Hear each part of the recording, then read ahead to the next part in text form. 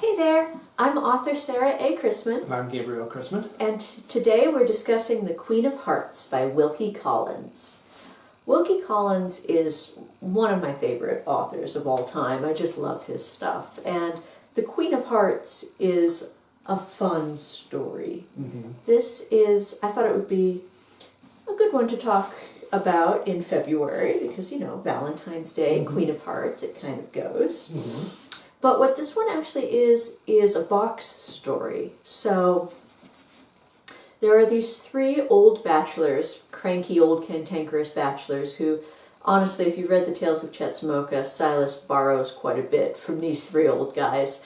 And they are brothers living together when this young, very colorful, very fun-loving woman comes to stay with them. The reason she's coming to stay with them is that one of the brothers is her guardian. Her father has died, and most of her time is spent with her aunt, but her aunt is kind of flighty, and so her father wanted her to have a little more leavening influence, and so she has to spend 6 weeks out of the year with her guardian, this staid older gentleman. And so this young, vivacious woman comes on the scene of these three old bachelors living in a tower, and they're like, what do we do with her? And the answer is they tell her stories. It's a reverse Scheherazade. It's a reverse Scheherazade because one of the brothers has a son, and the son is his whole world, and the son has been off fighting in the Crimea, and he's about to come home. Now, they know that the son is in love with this young woman who is visiting them, and so they have to keep her there until the son comes back so that he can propose marriage. Because they think she's kind of interested in the son, but they don't know for sure, so they can't ask her. But they can try to keep her interested enough in being there that she'll stay long enough for the son to have a chance.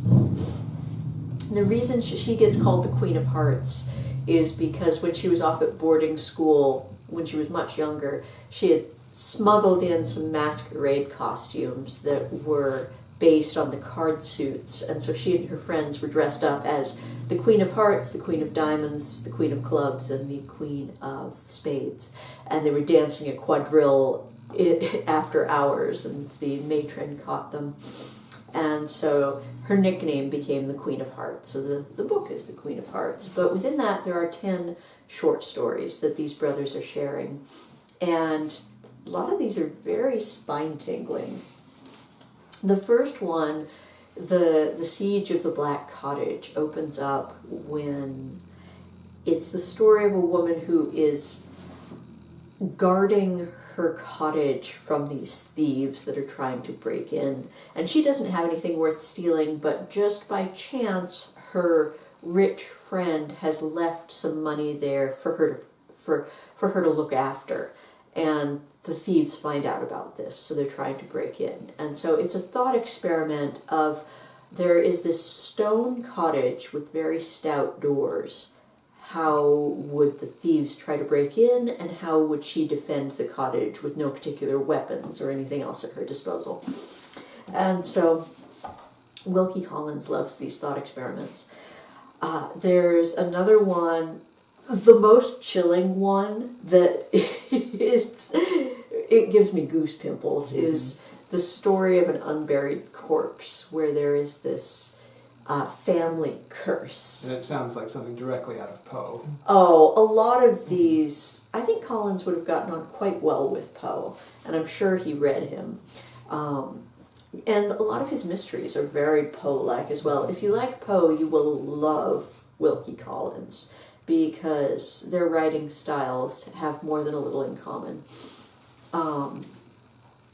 And there's another one where a man has gotten the last hotel room when all the hotels are booked. And the innkeeper tells him that it's a double room, and you can only have the one bed, and it's the last bed anywhere. And so he says, of course I'll take it. The innkeeper tells him, no going back now. What the innkeeper doesn't tell him till he gets into the room is that the other bed is occupied by a corpse. And so I'll leave you to contemplate that as you go to bed alone on a dark and stormy night. So this one ended up sounding like the stories are more appropriate for Halloween, even if it's titled like a Valentine's Day one. It's titled like a Valentine's Day one, but, you know, ghost stories, they're fun any time of year. Who doesn't love a good ghost story, no matter when it is?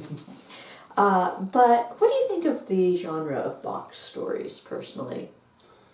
I really like box stories because I think that it really makes sense. You know, you basically set up, especially for short story collections, it is one of those ways you can package them that just makes sense of them. Yeah.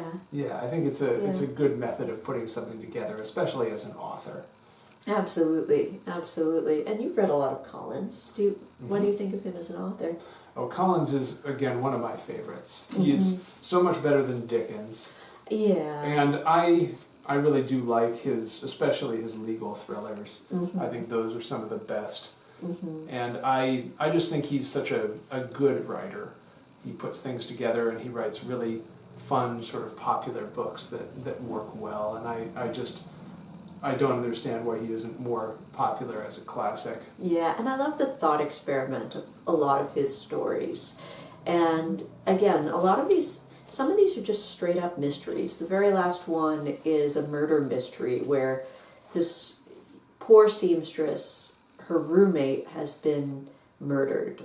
And she has to, prove that it was murder, because everyone else just says, oh, this poor girl was malnourished and sick. She just died down. She died and hit her head when she fell down. No one else believes it was murder. But she has to first prove it was murder and then find the murderer. And it's a very,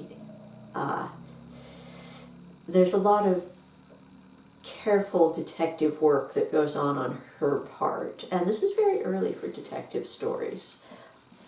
And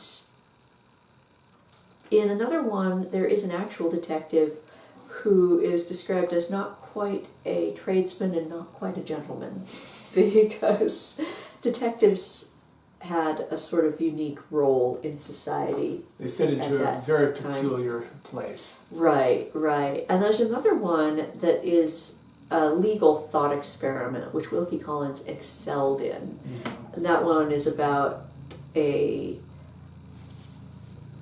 woman whose husband gets involved in a bigamous marriage, and there's a lot of legal twists and turns to that one. But anyhow, it's a really fun collection that I highly recommend. It will give you goosebumps and a lot of pleasure at the same time. So, The Queen of Hearts by Wilkie Collins. Definitely check it out. Thank you for watching today. We hope you enjoyed this video. If you did, give it a nice thumbs up. And remember to tell your friends about my books. Happy reading!